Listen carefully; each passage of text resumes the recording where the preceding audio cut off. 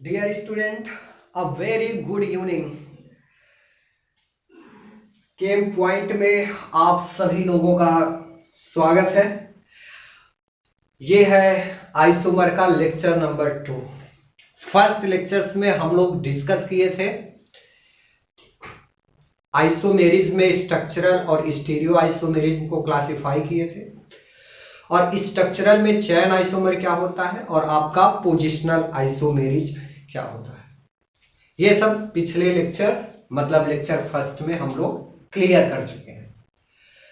तो आज के सेकंड वीडियो लेक्चर्स में हम लोग डिस्कस करेंगे स्ट्रक्चरल का जो भी बचा हुआ पार्ट है, दैट मीन्स फंक्शनल आइसोमर क्या होते हैं, मेटामर क्या होते हैं, और रिंग चैन आइसोमर क्या होता है, टाटोमेरिज्म क्या होते हैं। इन सारे आइसोमर को आज के लेक्चर्स में हम लोग कवर करने वाले हैं। इसके बाद वाला जो लेक्चर्स आएगा वो आपका स्टीरियो केमिस्ट्री पर होगा। तो हम चाहते हैं, हम सब लोग मिलकर चाहते हैं कि आज स्ट्रक्चरल आइसोमर को खत्म कर दिया जाए। तो ठीक है, आप लोग हमारे साथ हेडिंग लगाइए, लिखिए, पढ़िए और आगे की तरफ पढ़िए। फंक्शनल आइसोमर, पोजिशनल तक तो हम लोग पढ़ ही लिए थे, बट इस लेक्चर में आगे की तरफ हम लोग इंप्रूव कर रहे हैं, जिसमें आपका फर्स्ट है भाई फंक्शनल आइसोमेरिज। नेम से थोड़ा बहुत आइडिया लगता है कि सर फंक्शनल आइसोमर क्या हो सकते हैं। ऐसे आइसोमर जिनका मॉलिक्यूलर फार्मूला सेम हो, लेकिन उसमें जो एडिशन है फंक्शनल ग्रुप का वो डिफरेंट हो, जिस वजह से उनकी जो प्रॉपर्टीज है, जो बिहेवियर है, जो केमिकली बिहेवियर है, वो सब चेंज हो जाते हैं। तो थोड़ा सा हम लोग डिफिनेशन लिखते हुए ऐसे ही लेक्चर को रन कराएंगे। क्या होगा भाई, मॉलिक्यूलर फार्मूला ये सेम होगा, वाह, बट फंक्शनल ग्रुप जैसे कि आपका अल्कोहल हो गया, ईथर हो गया, ईस्टर हो गया, एमीन हो गया, एल्केना एमीन हो गया, ईटीसी, इस टाइप से। ये सब कैसे होने चाहिए, डिफरेंट होने चाहिए, है ना, चेंजेबल होना चाहिए। यहाँ पे एक एल्किल ग्रुप लगा दें, ईटीसी, इस टाइप में। अच्छा, इसकी वजह से क्या होगा, इनका जो फिजिकल और केमिकल प्रॉपर्टीज होगा, केमिकल प्रॉपर्टीज ये भी क्या होगा भाई, चेंज हो जाएगा। चेंजेस, फंक्शनल ग्रुप चेंज होने की वजह से प्रॉपर्टी डिफिनिट है कि वो चेंज हो जाएगा। अच्छा, एग्जाम्पल मैं एक्सप्लेन कर रहा हूं और काफी एग्जाम्पल्स हम लोग इस पे प्रैक्टिस करने वाले हैं। देखिए, फर्स्ट है, खूब ध्यान से, खूब बढ़िया से समझिए एकदम। मैं लिखा हूं कि हमारे पास CH3 सिंगल बॉन्ड CH2 और यहां पे OH लगा हुआ कुछ इस टाइप का अल्कोहल दे रखा है। इसका आप नेम लिखेंगे तो आपको मिलेगा एथेनॉल। 2 कार्बन एटम का है, तो ये क्या हो गया, एथेनॉल। वैसे भी IUPAC नेम का आइडिया थोड़ा बहुत आपको होगा ही होगा, नहीं होगा तो आप वीडियो जाकर के देख सकते हैं। 1 पे OH ग्रुप लगा है, जिसके लिए हम लोग सफिक्स ऑल लगाते हैं। 2 कार्बन एटम के लिए क्या लगाते हैं, वर्ड रूट 8, कंप्लीट नेम हो जाएगा एथेनॉल। मॉलिक्यूलर फार्मूले में डिफरेंसेस ना देखने को मिले, इसलिए हम लोग क्या करते हैं कि मॉलिक्यूलर फार्मूला यहां पे राइट कर लेते हैं। कितने कार्बन एटम है, 2 कार्बन एटम। अगेन हाइड्रोजन कितना है, यहां पे 3 और 3 यहां पे, मतलब 6 हाइड्रोजन, ऑक्सीजन आपका 1। ये मॉलिक्यूलर फार्मूला। हम लोग चाहते हैं कि इसमें जो आपका फंक्शनल ग्रुप अल्कोहलिक प्रेजेंट है, इसमें ध्यान से देखो जरा, ये वाला अल्कोहल है, ये वाला अल्कोहलिक है ना, दिख रहा है, बिल्कुल दिख रहा है, या ओके। इस अल्कोहलिक ग्रुप को चेंज कर लें। तो ऐसा करते हैं कि ऑक्सीजन एटम को इन दोनों कार्बन एटम के बीच में रख देते हैं और हाइड्रोजन बैलेंसी को सेटिस्फाई कराने के लिए कार्बन को दे देते हैं। तो ऐसे में जो सेकेंड वाला स्ट्रक्चर बनेगा, CH3 single bond O CH3 कुछ इस टाइप में बन जाएगा। मतलब ये किस फैमिली से बिलोंग करने लगेगा, ईथर। ये आपका ईथर बन गया। ईथर मॉलिक्यूलर फार्मूले पर कोई इफेक्ट पड़ा है जी, बिल्कुल नहीं, कोई इफेक्ट नहीं पड़ा, मॉलिक्यूलर फार्मूले पर कोई इफेक्ट नहीं पड़ा, लेकिन फंक्शनल ग्रुप चेंज हो गए, इनका फिजिकल प्रॉपर्टीज भी चेंज हो जाएगा, केमिकल प्रॉपर्टीज भी चेंज हो जाएगा, इन सबके जो भी बिहेवियर है, केमिकली बिहेवियर है, वो सब बदल जाएंगे। ऐसे पेयर ऑफ स्ट्रक्चर को हम लोग बोलते हैं फंक्शनल आइसोमर। फंक्शनल आइसोमर कितने बने हैं? 2 बने। कौन कौन से फंक्शनल आइसोमर को रिप्रेजेंट करते हैं, ये सारे एग्जांपल्स हम लोग सीखने वाले हैं। एक तो ये पता चला कि अगर आपके पास कोई भी अल्कोहलिक कंपाउंड्स है, कोई भी अल्कोहलिक मॉलिक्यूल है, तो वो डिफिनिट है फंक्शनल आइसोमर को रिप्रेजेंट करेंगे। ठीक है, इतना नोट करिए, इतना लिखिए। आगे बढ़े, फिर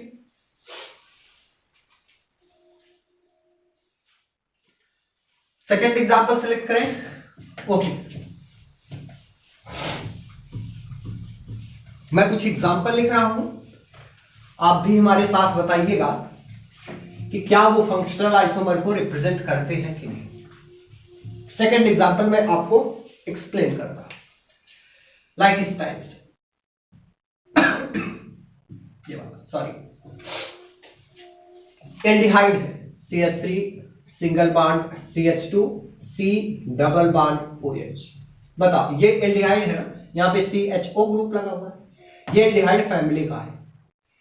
आईपीएससी नेम आप लिखेंगे तो 1 2 3 कार्बन एटम के लिए प्रोप लिखते हैं और यहां पे सफिक्स में अन, तो क्या हो जाएगा? प्रोपेनल। ये इनका आयुपैक नेम हो गया। साइड में हम लोग मॉलिक्यूलर फार्मूले को भी रिप्रेजेंट कर लेते हैं। कार्बन कितना है? 3, हाइड्रोजन कितने हैं? 6, और ऑक्सीजन कितने हैं? 1। ये इनका मॉलिक्यूलर फार्मूला होगा। हम लोग कुछ ऐसा करें कि मॉलिक्यूलर फार्मूले में डिस्टरबेंस ना हो, बट इनका जो एल्डिहाइड फंक्शनल ग्रुप है वो चेंज हो जाता है, कोई दूसरा फंक्शनल ग्रुप उनकी जगह पे आ जाए। तो ऐसा करते हैं, ये पूरा कार्बोनिल ग्रुप उठा करके इस कार्बन एटम के पास लेके चले जाते हैं। मतलब ये वाला CH2 निकाल करके यहाँ H के साथ ऐड कर ले, CH3 हो जाएगा, और इसको बीच में शिफ्ट करा दे। ऐसा प्रोसेस करने से आपको स्ट्रक्चर कुछ इस टाइप से नजर आने लगेगा। वाह, नजर आने लगेगा। तो 1 2 3 कार्बन एटम है, तो इसका नेम क्या हो जाएगा भैया? प्रोटूओन। मैंने पिछले लेक्चर्स में आपको क्या बताया था, जितने भी आइसोमर होते हैं सबका आयुपैक नेम डिफरेंट होता है। ये प्रोपेनल है, ये प्रोटूओन है, मतलब ये कीटोनिक है, कीटोनिक। और ये आपका कैसा? अल्डिहाइड। अल्डिहाइड।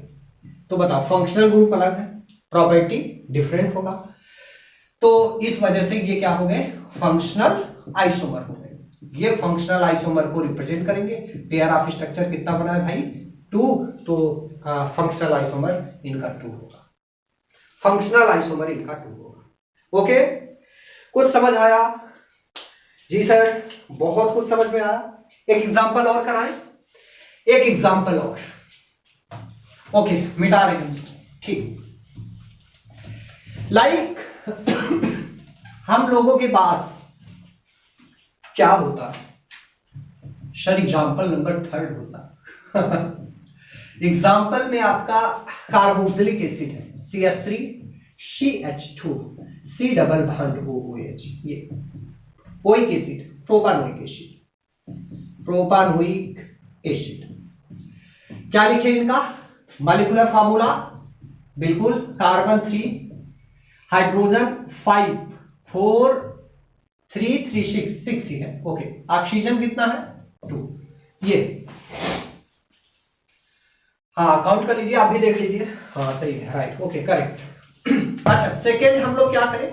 कुछ ऐसा कर कमाल कि ये जो कार्बोक्सिलिक एसिड है, जो कार्बोक्सिलिक एसिड वाला ग्रुप है, ये डिफरेंट हो जाए। तो एक काम करते हैं, ये पूरा CH2 उठा करके यहां रख देते हैं, ऑक्सीजन को इधर ला देते हैं। तो मतलब ऐसे बना दे क्या? C double bond OCH3। बताओ, ऐसे लिख सकते हैं। हमने क्या किया कि ऑक्सीजन को थोड़ा सा शिफ्ट करा के इसकी ऑक्सीजन के साथ, ऑक्सीजन के ही साथ इसको हाइड्रोजन को ऐड कर लिया, तो CH3 हो गया, ऑक्सीजन के साथ सिंगल बॉन्ड बना दिया। समझ आया? समझ आया? जी बिल्कुल। ये हम लोगों का कार्बोक्सिलिक एसिड है, सॉरी, ये कार्बोक्सिलिक एसिड फैमिली का है, कार्बोक्सिलिक फैमिली का है। लेकिन ये आपका किस फैमिली का है भाई? ईस्टर फैमिली का। तो ऐसे में क्या हुआ कि सेम मॉलिक्यूलर फार्मूले पर फंक्शनल ग्रुप चेंज हो गए। इसमें एस्टर के लगे हुए हैं और इसमें कार्बोक्सिलिक एसिड का। इस वजह से ये फंक्शनल आइसोमर को रिप्रेजेंट करेंगे। पेयर ऑफ स्ट्रक्चर है, पेयर ऑफ स्ट्रक्चर 2 है, तो फंक्शनल आइसोमर कितने हो जाएंगे? 2 हो जाएंगे। ये भी एक फंक्शनल आइसोमर का खूबसूरत सा प्यारा सा एग्जांपल है। नोट करिए। तो एक एग्जांपल और करा दें, एक एग्जांपल और कराएं। एक एग्जांपल बहुत ही लाजवाब, शानदार, जबरदस्त, ये मोस्ट इंपॉर्टेंट एग्जांपल होने जा रहा है आज के लेक्चर में। कभी कभी मेरे दिल में ये ख्याल आता है क्या कि बच्चे वीडियो को शेयर नहीं करते हैं, शेयर करते हैं। Yes okay. इधर देखो, हम आपसे पूछे कि क्या एल्काइन भी फंक्शनल आइसोमर रिप्रेजेंट कर सकते हैं? एल्काइन, क्या एल्काइन फंक्शनल आइसोमर रिप्रेजेंट कर सकते हैं? यस या नो? यस या नो जवाब, या नो एस में देना है। तो मेरा जवाब है यस, एल्काइन भी फंक्शनल आइसोमर को रिप्रेजेंट कर सकते हैं। कैसे? अब एल्काइन में ट्रिपल बॉन्ड प्रेजेंट होते हैं, और अगर किसी वे से ट्रिपल बॉन्ड को हम लोग डबल बॉन्ड में चेंज करते हैं तो यह भी एक टाइप का फंक्शनल चेंजेस है, और ये pair of structure functional isomer को रिप्रेजेंट कर देंगे। मैं आपको एग्जांपल से समझाता हूं। जैसे हमारे पास इस टाइप का स्ट्रक्चर दे रखा है, C ट्रिपल बॉन्ड H। इनका मॉलिक्यूलर फार्मूला निकाल ले। कार्बन कितना है भैया? 4 है, और हाइड्रोजन कितना है? 5 1 6। हाइड्रोजन आपके कितने हैं? 6। Okay okay. हम क्या चाहते हैं कि ये जो ट्रिपल बॉन्ड है ये डबल बॉन्ड में कन्वर्ट हो जाए। तो डबल बॉन्ड में कन्वर्ट कराने के लिए हम क्या करते हैं कि इसको इस पाई बॉन्ड को इन दोनों कार्बन एटम के बीच में रख देते हैं, और बैलेंसिंग को सेटिस्फाई कराने के लिए इनके एक हाइड्रोजन और इनके एक हाइड्रोजन को निकाल करके इन दोनों कार्बन एटम को एक एक करके दे देते हैं। स्ट्रक्चर ऐसा दिखेगा क्या? CH2 double bond CH, single bond CH, double bond CH। देखो डबल बॉन्ड में चेंज हो गया कि नहीं? मैंने आपसे बताया कि अगर आप ट्रिपल बॉन्ड को डबल बॉन्ड में कन्वर्ट करा ले रहे हैं तो इस टाइप का pair of structure functional isomer कहलाता है। इस बात का आप बहुत ज्यादा ध्यान दीजिएगा। क्या बात है? ओके। अच्छा, थर्ड पॉइंट क्या है भाई? थर्ड पॉसिबल है? हम डबल बॉन्ड को कंटिन्यू कर लें। CH2 डबल बॉन्ड C, और यहां पे क्या हो जाएगा? H, यहां पे आपका हो जाएगा CH3। बताओ क्या मॉलिक्यूलर फार्मूले में कोई चेंजेस देखने को मिल रहा है? No sir, molecular formula same है, बट यहां पे डबल बॉन्ड कंटिन्यू। ये ब्यूटाडाइन है, इसका नेम आप लिखेंगे 1 2 3 4। क्या लिखोगे आप?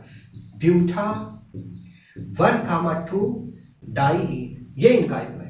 यहां आप लिखेंगे 1 2 3 4। क्या नेम होगा भाई? Buta 1, 3 diene. आप यहां पे 1 2 3 4 लिखेंगे तो क्या हो जाएगा? Butadiene, iPad. तो ऐसे में क्या है कि ये पेयर ऑफ स्ट्रक्चर क्या कहलाएंगे? Functional isomer. ये इनका फंक्शनल आइसोमर है, ये इनका फंक्शनल आइसोमर है। टोटल कितने स्ट्रक्चर बने हुए हैं? टोटल आपके 3 है। तो फंक्शनल आइसोमर कितना हो गया? फंक्शनल आइसोमर आपका हो गया 3। ये यहां का, ये यहां का, मतलब इनके कंपेयर में हम लोग देख रहे हैं। यहां डबल बॉन्ड के कंपेयर में देखेंगे तो पोजीशन चेंज है। पोजिशनल आइसोमर नहीं बताना, आपको फंक्शनल आइसोमर बताना। फंक्शनल आइसोमर कितने हो गए? 3। Okay, yes. कुछ समझ आया? बिल्कुल सर, समझ में आया। अच्छा, तो एक केस आपके पास और बचता है, चलो हम लोग उसको भी पढ़ लेते हैं।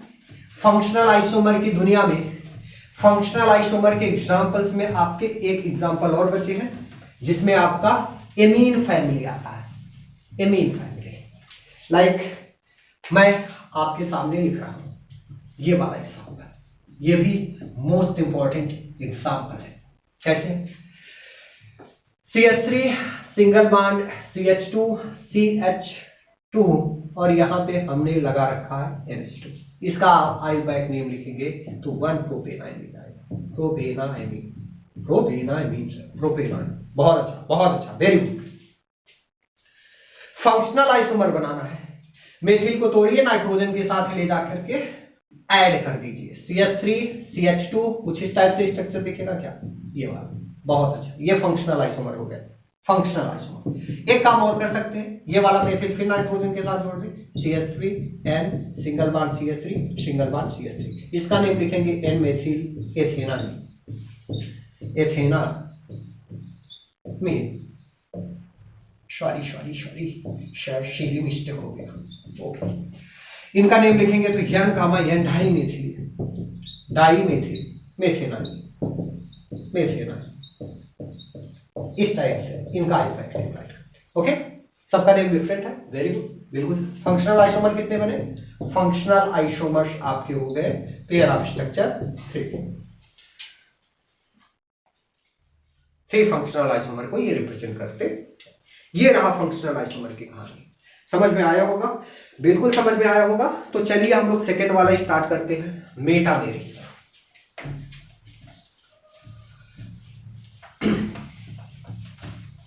इस पे आप अपने बुक के जो क्वेश्चन है उनकी प्रैक्टिस कर सकते हैं।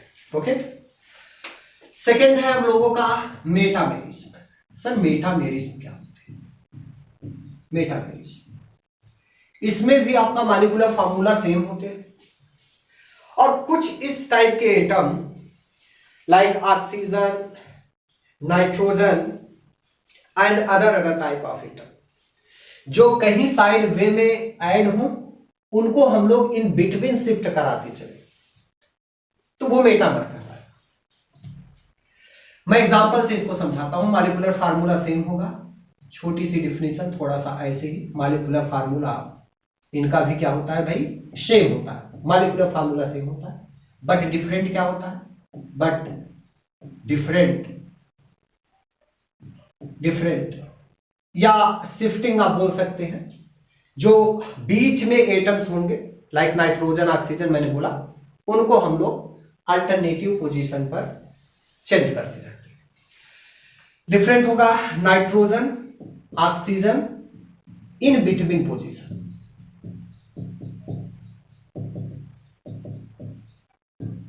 इन मेटा पोजीशन, आप मेटा पोजीशन भी लिख सकते हैं, मेटा पोजीशन। ओके, मैं एग्जांपल से एक्सप्लेन करता हूं। लाइक इस टाइप से CH3 सिंगल बॉन्ड CH2 यहां पे आपका NHCH3, ये इस टाइप का क्या है? एल्केनाइमीन फैमिली का है। तो हम लोग क्या कर सकते हैं बताओ? क्या इस नाइट्रोजन दैट मीन्स NH को यहां से उठा करके इन दोनों कार्बन एटम के बीच में रखते? क्या रख सकते हैं? बिल्कुल रख सकते हैं। मॉलिक्यूलर फार्मूले पर कोई चेंजेस मिलेगा नहीं, लेकिन इनका जो प्रॉपर्टीज है वो चेंज हो जाएगा। लाइक CH3 CH2 यहां पे आपका हो जाएगा NH single bond CH2, again क्या हो जाएगा? CH3। अगर फिर आप शिफ्ट कराओगे तो आपको रिवर्स में यही स्ट्रक्चर मिल जाएगा। तो ऐसे में हम लोग क्या किए हैं कि साइड से उठा करके इन बिटवीन में लाए, इसीलिए बोले हैं इन मेटा पोजीशन या बिटवीन पोजीशन। तो ऐसे पेयर ऑफ स्ट्रक्चर को हम लोग क्या बोल देते हैं? मेटामर बोल देते हैं। मेटामर्स कितने बने हुए हैं? 2 बना हुआ है। तो इसका मतलब इस केस में मेटामर पॉसिबल है। आपको एग्जांपल देख करके समझना पड़ेगा कि ये किस टाइप के आइसोमर को रिप्रेजेंट करता है। ओके, मैं एक एग्जांपल और लिखता हूं। मैं एक एग्जांपल ईथर वाला लिखता हूं।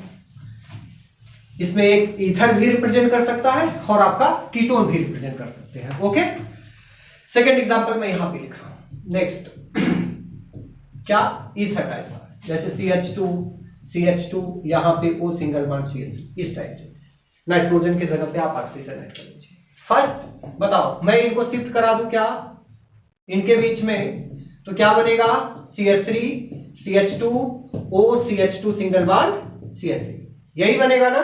हाँ सर, बिल्कुल यही बनेगा। तो बताओ, बिटवीन में शिफ्ट हो गया तो क्या कहलाएंगे ये? मेटामर। मेटामर कितना बना हुआ है भैया? 2। कितने मेटामर पॉसिबल हो सकते हैं? 2 पॉसिबल। अच्छा, एक एग्जांपल और, मैंने बोला कि कीटोनिक टाइप का रहेगा तो भी वो मेटामर को रिप्रेजेंट करते हैं। CH2 C double bond OCH3 ये है। जरा इसको शिफ्ट कराइए तो, इस पूरे कार्बोनिल ग्रुप को इन बिटवीन यहां शिफ्ट करा दीजिए। CH3 CH2 C double bond हो CH2 सिंगल बॉन्ड CH3, देखो शिफ्ट हो गया ना। तो क्या शो करेंगे ये मेटामर, मेटामेरिज। कितना बना हुआ है पेयर ऑफ स्ट्रक्चर 2, तो मेटामर कितने होंगे 2। कंटिन्यू आप पढ़ाई करते रहे, मेहनत करते रहे, आगे बढ़ते रहे। लेक्चर में फालतू काम नहीं करना है, फालतू बकवास नहीं करना है, टाइम पास नहीं करना है। ओके, सीधी सी बात, नो डिस्टर्बेंस। नोट करिए, इसको आगे बढ़ा जाए। और इसके बाद का जो कॉन्सेप्ट है वो आपका टाटोमेरिज्म है, और टाटोमेरिज्म आपको बहुत केयरफुल होकर के समझना पड़ेगा। बिटाए ओके, बहुत अच्छा।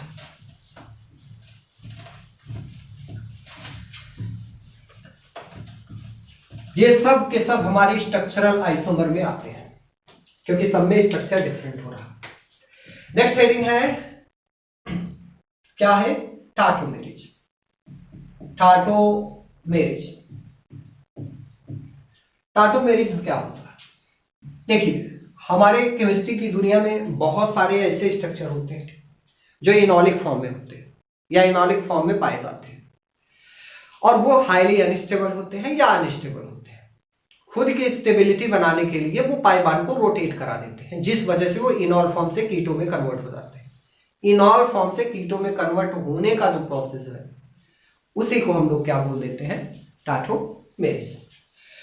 तो मॉलिक्यूलर फार्मूला इनका सेम होगा, और जो भी स्ट्रक्चर होंगे, स्ट्रक्चर ये इनॉल से कीटो या कीटो से इनॉल में कन्वर्ट हो रहे होंगे, तो इस फिनोमिना को, फिनोमिना इज नोन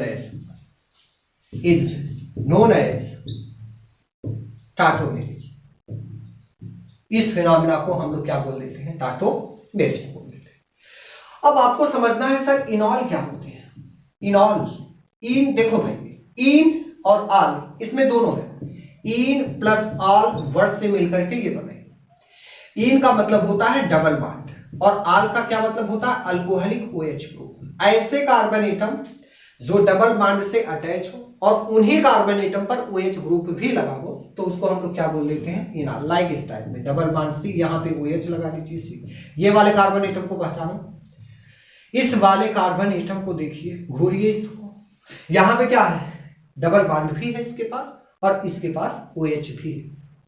तो इसका मतलब ये स्ट्रक्चर हमारा इनॉलिक फॉर्म में, इनॉलिक फॉर्म में। एक चीज और, हाँ, कभी कभी ऐसा भी बताया जाता है ना, कार्बन एटम डबल बॉन्ड रखे हो अपने पास और दूसरा इनके साथ हाईली इलेक्ट्रोनेगेटिव एटम है, लाइक नाइट्रोजन, जैसे ये भी आपका टाटोमर रिप्रेजेंट कर सकते हैं। यहां पे मैं लगा दूं NH2, क्यों, क्योंकि इनके पास लोन पेयर है, और जिनके पास लोन पेयर है वहां पे इलेक्ट्रॉन डेंसिटी थोड़ा सा हाई हो जाता है। यहाँ इलेक्ट्रॉन डेंसिटी अनस्टेबल है, इस वजह से पाई बॉन्ड का रोटेशन हो जाता है, जिस वजह से ये टाटोमेरिज्म को शो करते हैं।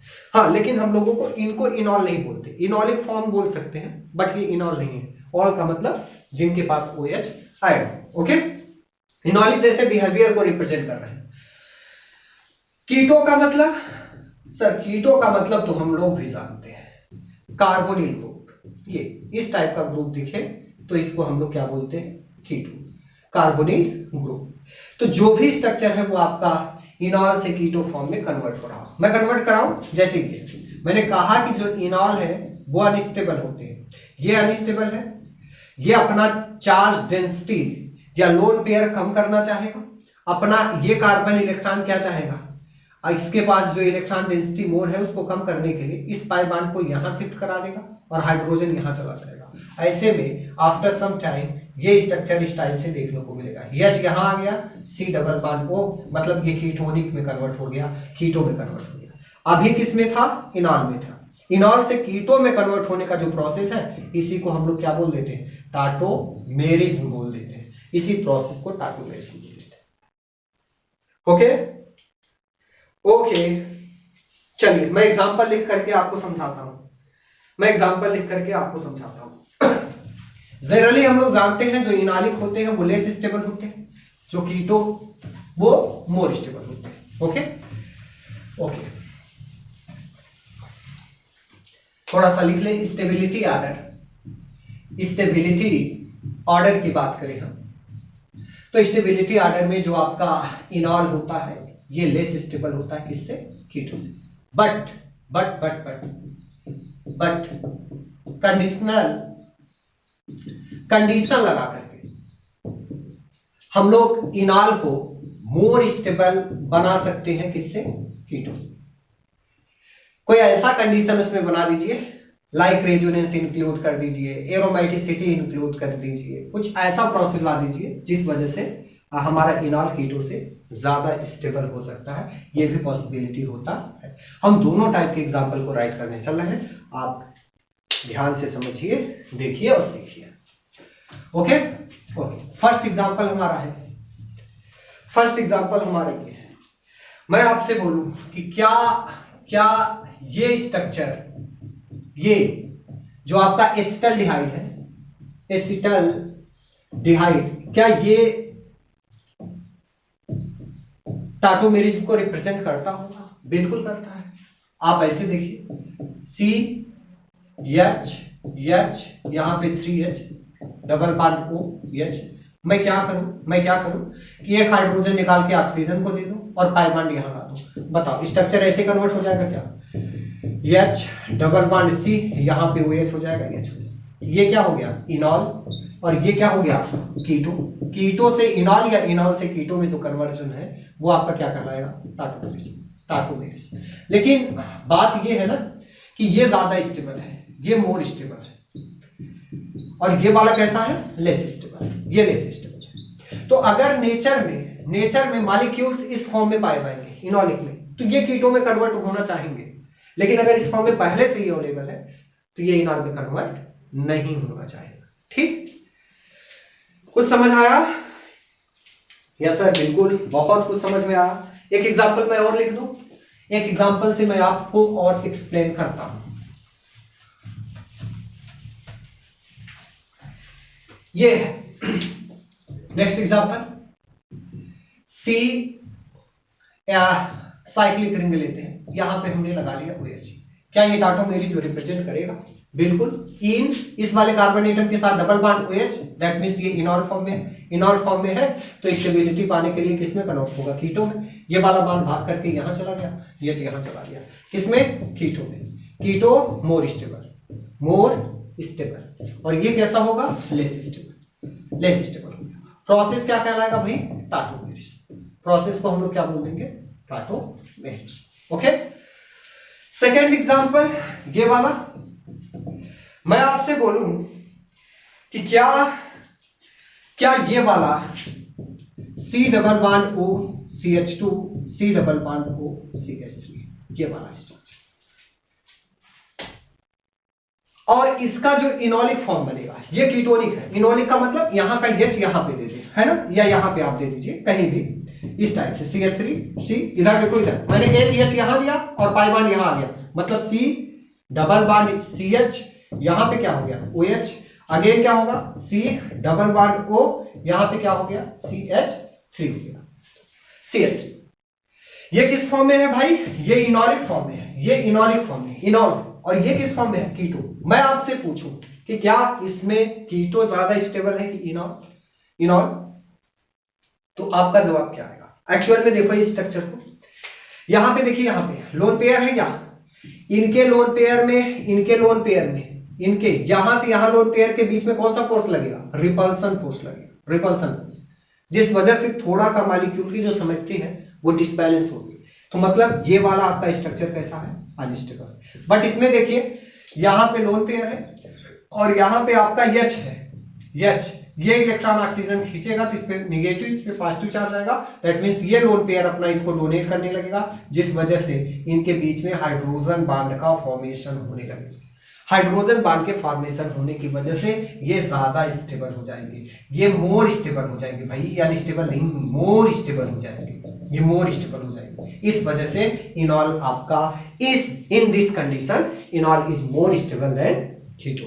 मैंने आपसे बोला था ना कि इन जनरली कीटो ज्यादा स्टेबल होते हैं, बट कोई कंडीशन बना दीजिए तो इनॉल भी आपका कीटो से ज्यादा स्टेबल हो सकता है, जैसे कि इस एग्जांपल में आप देख रहे हैं। ओके, ये रहा कहानी किसका, टाटोमेरिज्म का।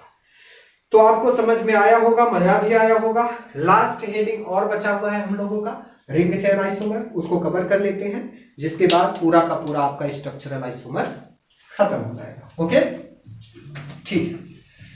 रिंग चेन आइसोमर की कहानी भी बहुत बहुत ही लाजवाब है, शानदार है, बेमिसाल है। क्या बात है, क्या बात है, क्या बात है। Ring chain isomerism, ring chain isomerism. देखो सिंपल प्रोसेस है इनका भी कि मॉलिक्यूलर फार्मूले को आप ना डिस्टर्ब करिए, ये दोनों में सेम हो। भैया कोई स्ट्रक्चर रिंग से चैन में या चैन से रिंग में कन्वर्ट कराने का जो प्रोसेस है, या आप कन्वर्ट करा पा रहे हैं, तो उस प्रोसेस को हम लोग बोल देते हैं ring chain isomerism. Ring chain isomerism बोल देते हैं। मैंने क्या बोला कि कोई भी आपको स्ट्रक्चर दिया गया हो, उनका मॉलिक्यूलर फार्मूला सेम होना चाहिए। आप उनको रिंग से चैन में या चैन से रिंग में कन्वर्ट कर ले रहे हैं, तो this process is called as ring chain isomerism. Ring chain, भाई रिंग होगा तो इसका प्रॉपर्टी अलग होगा, चैन होगा तो उसका प्रॉपर्टी अलग होगा। जैसे मैं आपसे कहूं एग्जांपल में, सर 3 कार्बन एटम का चैन ले लें, CH3 CH2 single bond CH3, इस टाइप में, और 3 ही कार्बन एटम का रिंग बना लें, CH2 CH2 यहां पे CH2, ये 3 कार्बन एटम का चैन, ये 3 कार्बन एटम का, ये 3 कार्बन एटम का चैन, ये 3 कार्बन एटम का रिंग। इसका मतलब फर्स्ट और सेकंड आपका रिंग चैन आइसोमर हो गया। पेयर ऑफ स्ट्रक्चर कितने हो गए, 2, तो ये रिंग चैन आइसोमर हो गया। भाई आप मॉलिक्यूलर फार्मूला निकालिए, अगर मॉलिक्यूलर फार्मूला सेम होगा तो ये रिंग चैन आइसोमर को रिप्रेजेंट करेंगे, और अगर मॉलिक्यूलर फार्मूला डिफरेंट आ जाएगा तो ये रिंग चैन आइसोमर को रिप्रेजेंट नहीं करेंगे। C3H कितना है 8, C3H कितना है 6। क्या मॉलिक्यूलर फार्मूला सेम है? बिल्कुल सेम नहीं है। इसका मतलब ये रिंग चैन आइसोमर को रिप्रेजेंट नहीं करेंगे। तो ऐसे हमारे केमिस्ट्री की दुनिया में कौन कौन से एग्जांपल्स हो सकते हैं जो रिंग चैन आइसोमर को रिप्रेजेंट करेंगे? देखिए, रिंग चैन आइसोमर समझने से पहले आपको थोड़ा सा एक बेसिक कॉन्सेप्ट जिसको हम लोग बोलते हैं डबल बॉन्ड इक्विवेलेंट, वो जरूर आना चाहिए। अगर डबल बॉन्ड इक्विवेलेंट नहीं आ रहा है तो आप रिंग चैन आइसोमर को कभी भी ठीक से समझ नहीं पाएंगे। तो हम ऐसा करते हैं कि पहले थोड़ा बहुत आपको रिंग चैन आइसोमर पढ़ाने से पहले हम डबल बॉन्ड इक्विवेलेंट सिखा देते हैं। Double bond equivalent, double bond equivalent, equivalent का मतलब है इक्विवेलेंट। इक्विवेलेंट का मतलब यह है कि डबल बॉन्ड के इक्वल क्या क्या हो सकता है, डबल बॉन्ड के इक्वल क्या क्या हो सकते हैं केमिस्ट्री की दुनिया में।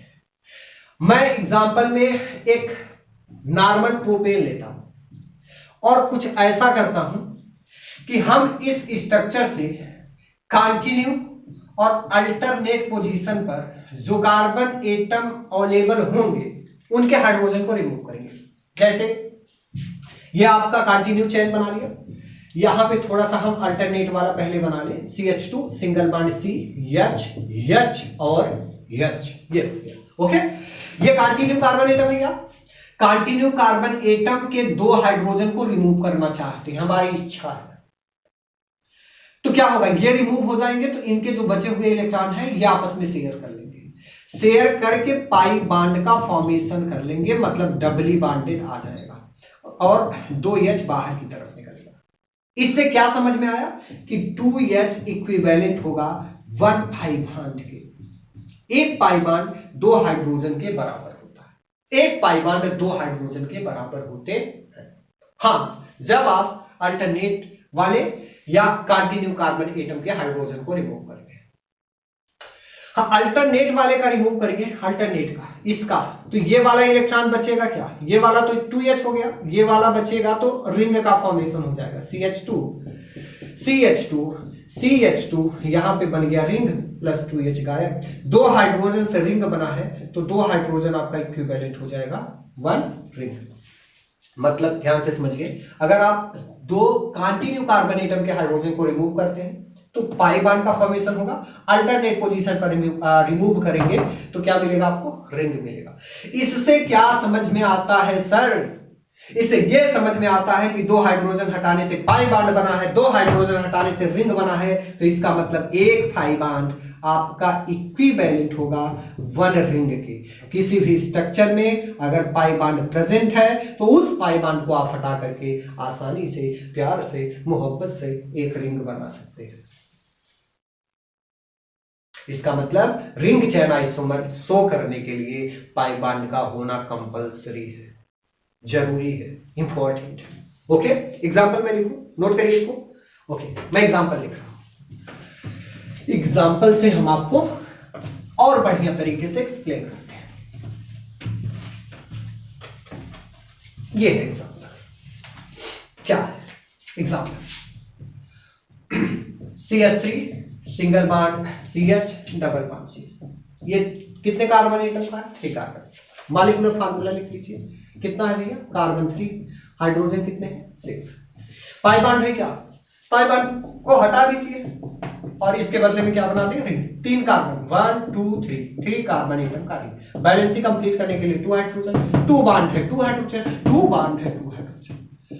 Molecular formula no disturb, no disturb. Molecular formula same है, हमने चेन से रिंग में कन्वर्ट कर लिया, that is ring chain isomer. Pair of structure कितने होंगे भाई? 2। अच्छा, ट्रिपल बॉन्ड है, ट्रिपल बॉन्ड है तो भी आप बना सकते हैं, ये बहुत सिंपल है। C ट्रिपल बॉन्ड CH, इस टाइप का हो गया। ओके, अब एक पाई बॉन्ड को हटा करके एक रिंग बनाना है, दोनों को नहीं हटाना है, एक पाई बॉन्ड हटा दीजिए, कोई भी एक पाई बॉन्ड हटा दीजिए। आप पाई बॉन्ड हटाएंगे तो सेकंड में आपको इस टाइप का मिलेगा, C। डबल बॉन्ड तो नहीं जाएगा, यहाँ पे H2, यहाँ पे H, यहाँ पे H। मॉलिक्यूलर फार्मूला C3H4, यहाँ पे भी क्या? C3H4। पेयर ऑफ स्ट्रक्चर आपका क्या शो कर लेगा? Ring chain isomer. कितना बना? 2 बना। इस टाइप से हम लोग रिंग चेन आइसोमर को समझते हैं। रिंग चेन समझने के लिए डबल बॉन्ड को इक्विवेलेंस, डबल बॉन्ड इक्विवेलेंस समझना बहुत जरूरी था। तो हमने पूरा क्या किया? स्ट्रक्चरल आइसोमर आपका क्लियर कर दिया है। तो ये रही पूरी स्ट्रक्चरल आइसोमर की कहानी। अगले लेक्चर्स में आएंगे तो हम लोग स्टीरियो स्टार्ट करेंगे। अगर आप लोगों का डिमांड रहेगा तो स्ट्रक्चरल पे, पूरा कंबाइंड स्ट्रक्चरल पे बढ़िया बढ़िया क्वेश्चन की प्रैक्टिस करवा देंगे। एक लेक्चर प्रैक्टिस करवाएंगे क्वेश्चन का, जो अच्छे अच्छे क्वेश्चंस होंगे, जिसमें आपका चैन आइसोमर भी आ सकता है, पोजिशनल आइसोमर भी आ सकता है, मेटामर, फंक्शनल, रिंग चैन आइसोमर, ये कंपाइल टाइप के प्रॉब्लम्स होंगे जिनकी प्रैक्टिस हम लोग नेक्स्ट लेक्चर्स में करेंगे। उसके बाद आपका स्टार्ट होगा स्टीरियो केमिस्ट्री। आप लोग पढ़ते रहिए, मेहनत करते रहिए और आगे की तरफ बढ़ते रहिए। Best of luck.